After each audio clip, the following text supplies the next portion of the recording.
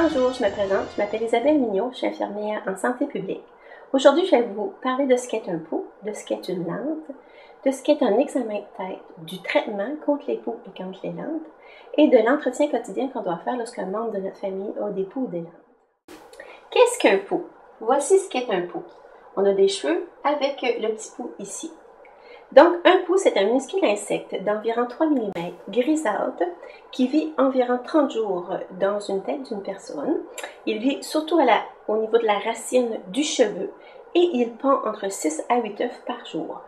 Il ne saute pas, ne vole pas, il marche rapidement et il fuit la lumière. Il s'attrape surtout par contact direct entre deux têtes, mais peut aussi s'attraper par les objets personnels des gens. Qu'est-ce qu'une lente? Voici ce qu'est une lente. On peut apercevoir plusieurs lentes, des petites graines blanches, là, transparentes dans les cheveux. La lente est un œuf situé à moins de 1 cm de la racine du cheveu et prend de 7 à 10 jours avant de devenir un bébé poux. Et le bébé poux, lui, prend de 10 à 14 jours avant de devenir un poux adulte qui va pendre à son tour.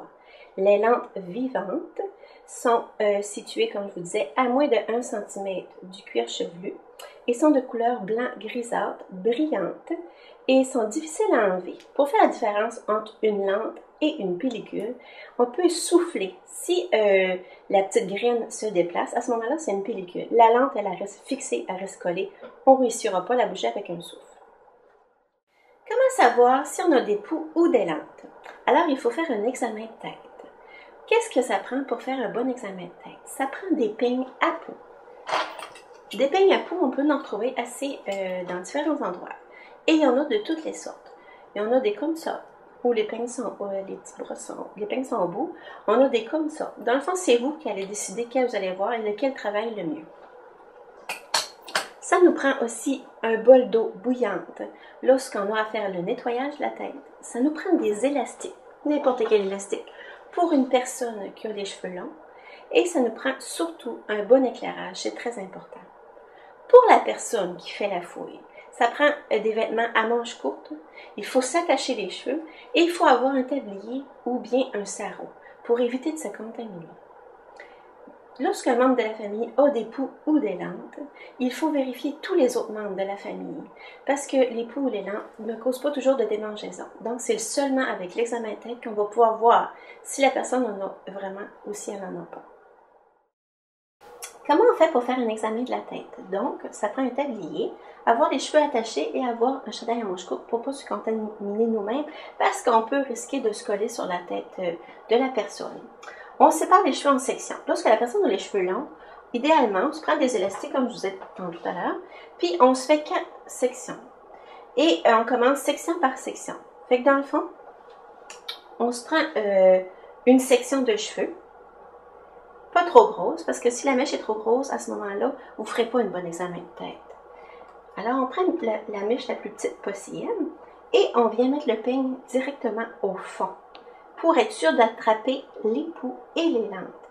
Et il faut aller jusqu'au bout de la mèche, comme ça. Ensuite, on regarde sur notre peigne, à chaque coup de peigne, si on ne trouve pas une lente ou un poux.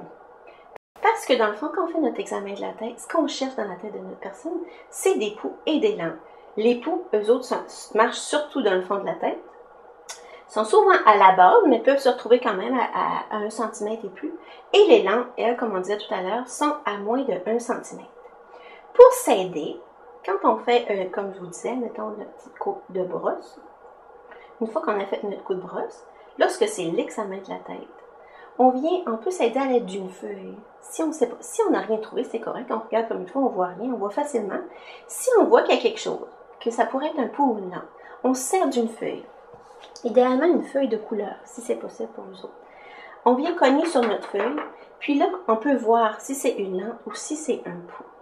La lente ressemble à une petite gouttelette d'eau, comme on l'a décrit tantôt, et le poux, mais là, il va marcher. Il va se promener sur notre feuille. Fait que dans le fond, on peut utiliser la feuille.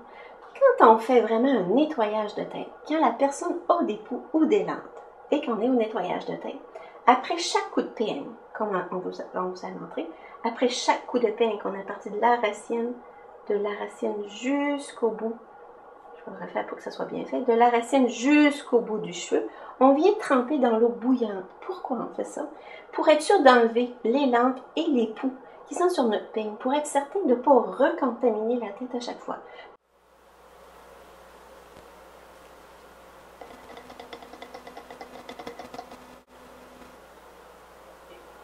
Lorsqu'on fait le nettoyage de la tête, il est possible qu'avec notre petite brosse, que les lampes passent à travers les peignes. C'est possible que ça passe à travers, parce qu'ils sont plus petites et qu'ils réussissent à passer. Donc, à ce moment-là, on met notre peigne de côté et on vient se servir des angles. Avec notre angle, on va réussir, admettons que c'était une petite lampe, la petite graine qui est ici. On vient avec notre angle jusqu'au bout du cheveu. Ça arrive qu'on doit se reprendre. On vient enlever notre petite lampe et on vient la déposer dans notre bol d'eau bouillante. Pour être sûr, puis c'est ça, c'est très important. Il ne faut pas mettre les pots et les lampes un peu partout là, quand on fait un nettoyage. C'est important d'aller les mettre soit directement dans la poubelle ou soit dans notre bol d'eau bouillante, comme nous on vous conseille. Si jamais vous trouvez des poux ou des lampes vivants lors de l'examen de la tête, à ce moment-là, il vaut mieux arrêter tout ça là et se rendre directement à la pharmacie parce que là, c'est certain que ça prend un traitement et 2 traitements. Il faut commencer les traitements. Donc, il faut enlever tous les lampes et tous les poux. Une fois qu'on a fait le traitement, il faut enlever tous les lampes et tous les poux, une par une, quitte à utiliser vos angles si ça passe à travers le peigne. Si jamais vous restez des lampes dans les cheveux de la personne qui en a, à ce moment-là, ce que ça peut faire, c'est qu'il y a des lampes qui vont résister au traitement. Et là, la lampe, elle peut risquer de se redévelopper, de devenir un petit bébé pou, un pou et de répondre à son tour. Là, à ce moment-là, on ne comprend plus, on ne sait pas pourquoi notre enfant a encore des poux et des lampes, mais c'est une chose qui peut arriver et qui arrive régulièrement. Donc, la recette, le secret de la recette, c'est vraiment qu'il faut enlever tous les lampes qui sont dans les cheveux de la personne. Un examen de la tête, dans le fond, quand on parle d'examen, ça veut dire qu'on a fait tout le tour pour vérifier si la personne en avait. Ça peut prendre environ 30 minutes. Et des fois plus, dépendamment si la personne a les cheveux frisés, si elle a les cheveux épais, ça peut prendre au moins 30 minutes. Quand on fait un nettoyage de tête, à ce moment-là, ça peut prendre de 1 heure à 2 heures parce que là, souvent, les lampes passent à travers notre peigne et on finit avec les angles une par une. Fait que ça prend beaucoup de patience et pour la personne et pour l'enfant qui en a. Le traitement. Comment on traite les personnes? Donc, vous vous rendez à la pharmacie et c'est le pharmacien qui va décider quelle sorte de traitement vous allez avoir besoin. Il existe différentes sortes de traitements sur le marché. Les traitements sont gratuits. Si vous êtes sur la Régie d'assurance maladie du Québec, ça va être gratuit, ça ne coûte rien. Et pour tous les membres de la famille. Si jamais vous avez des assurances privées, à ce moment-là, ça paye 80% de votre traitement. Et ça, pour tous les membres de la famille. Dans tous les cas, il faut donner un deuxième traitement de 7 à 10 jours. Et ça, c'est essentiel si on veut que ça réussisse. Si on saute cette étape-là, il y a des grosses chances que votre enfant, la personne qui a des poux, retrouve à nouveau des poux. C'est essentiel le deuxième traitement et d'enlever les lampes. Si jamais, au bout de 48 heures après le premier traitement, que votre enfant, que la personne qui a des poux ou des lampes, se retrouve avec des poux vivants, à ce moment-là, ce qu'on peut se dire, c'est soit que les poux étaient résistants au traitement, ou soit que la personne soit recontaminée. Mais comme on ne le sait pas, on ne prend pas de chance et on change de traitement. On se rend à la pharmacie une deuxième fois, et là, le pharmacien nous donne, on explique ça au pharmacien, il nous donne une autre sorte de traitement qui va être aussi payé. Ça fait partie du programme, qui va être aussi payé pour tous les membres de la famille, pour la personne. Donc, on donne une deuxième sorte de traitement. Et il faut aussi, avec cette deuxième sorte de traitement-là, de 7 à 10 jours après, redonner un deuxième traitement. Ce qui veut dire qu'on peut être rendu à 3 traitements. Mais ça prend 2 traitements de la même sorte de traitement. C'est essentiel pour y arriver. Tous les membres de la famille qui ont des poux ou des lampes doivent être traités le même jour. Si vous échelonnez ça, vous risquez de vous recontaminer en plus. C'est très important. Un produit est unique. Si le pharmacien vous donne une petite bouteille, c'est pour une personne. S'il vous plaît, partagez pas avec d'autres. En plus que c'est gratuit. Donc, un traitement pour une personne. Une fois le traitement fait, qu'est-ce qu'on fait? Donc, il faut aviser l'école le plus rapidement possible. C'est ce qu'on doit faire. Après ça, il faut aviser le service de garde, aviser tous les enfants ou tous les gens qui ont été en contact étroit avec votre enfant. C'est très important. L'enfant peut seulement retourner à l'école une fois qu'il a reçu son premier traitement, que vous avez fait un bon nettoyage de tête, comme on l'expliquait, 1 à 2 heures, enlever toutes les lampes, toutes les poux après le shampoing. et que vous avez réexaminé, vous êtes assuré qu'il n'y a plus de poux vivant qui circulait dans la tête, là, votre enfant peut retourner à l'école. Puis, à ce moment-là aussi, il faut que vous, en tant que parent, que vous nettoyez toute la maison. C'est difficile, c'est lent, mais c'est essentiel si on veut passer au travers. C'est une étape très importante. Donc, suite au premier traitement, un examen de la tête doit être fait à tous les jours pendant 3 semaines. Et ça, après 3 semaines, vous pouvez y aller une fois par semaine par la suite. Puis, à chaque jour que vous faites votre examen de la tête de l'enfant, ben, vous recontinuez votre petit nettoyage, vous enlevez toutes les lampes restantes. Il faut absolument faire cette étape. Le nettoyage de la maison. Comment on fait ça? Il est très important de tout nettoyer les objets personnels de la personne.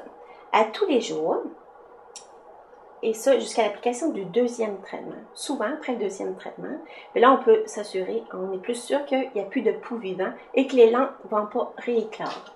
Fait que si on a bien respecté toutes les étapes, 7 jours de nettoyage de maison devraient être corrects.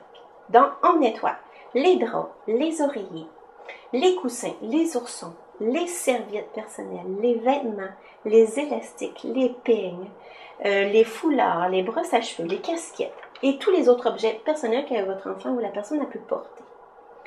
Toutes les choses d'enfant, qu'est-ce qu'on doit faire avec ça? On doit les laver à l'eau chaude pendant 10 minutes consécutives.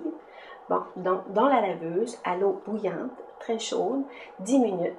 On peut aussi les mettre 20 minutes au séchage, un séchage à air chaud. Idéalement, faites les deux. Lavez à l'eau chaude et faites la sécheuse pour vous assurer que c'est bien, les poux et les lampes qui sont sur les objets personnels vont bien être morts. Qu'est-ce qu'on fait avec les peignes et avec les brosses? Donc, les peignes et les brosses, on les fait tremper dans un bol d'eau bouillante pendant 10 minutes consécutives. On les met dans le bol et on les reste là pendant 10 minutes. On s'assure que l'eau est toujours bouillante. Les autres objets personnels, des fois on a les enfants ont des gros oursons ou des poupées, ou des fois il y a des couvertures qu'on n'est pas capable de laver, ou des fois il y a des gens qui n'ont pas de sécheuse.